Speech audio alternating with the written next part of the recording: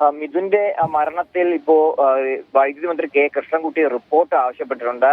കൊല്ലം deputy chief എഞ്ചിനീയറോടാണ് report ആവശ്യപ്പെട്ടിട്ടുള്ളത്. റിപ്പോർട്ടിന്റെ അടിസ്ഥാനത്തിൽ മാത്രമേ അത് KSEBിയുടെ ഭാഗത്തുനിന്നായിട്ടുള്ള വീഴ്ചയാണോ തുടങ്ങിയ കാര്യങ്ങൾ പറയാൻ കഴിയൂ എന്നാണ് നിലവിൽ ഇപ്പോ വൈദ്യുതി മന്ത്രി പറയുന്നത്. നേരത്തെ അജിംസ് പറഞ്ഞതുപോലെ തന്നെ ഇത് പല വകുപ്പുകളുടെയും ഒരു അനാസ്ഥ തന്നെയാണ് ആ കുട്ടിയുടെ ജീവൻ നഷ്ടപ്പെടേണ്ട സാഹചര്യം ഉണ്ടാക്കിയത്. എന്തായാലും അതിൽ ഇപ്പോ വൈദ്യുതി മന്ത്രിയാണ് ഇപ്പൊ ഇടപെട്ടിട്ടുള്ളത്.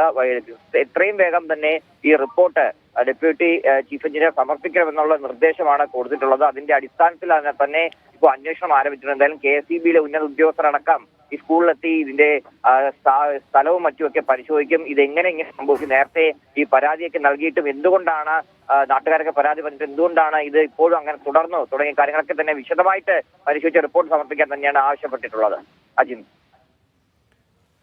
യെസ്, ഇപ്പോൾ RB ഒരുപാട് വിവരങ്ങൾ നൽകിയിട്ടത്. ഈ വിവരത്തിൽ KSEB ഡെപ്യൂട്ടി എഞ്ചിനീയറോട് റിപ്പോർട്ട് ആവശ്യപ്പെട്ടിട്ടുണ്ട് വൈദ്യുതി മന്ത്രി. അതേസമയം DPIയോട് റിപ്പോർട്ട് ആവശ്യപ്പെട്ടിട്ടുണ്ട് വിദ്യാഭ്യാസ മന്ത്രി എന്നും വാർത്തകളുണ്ട്.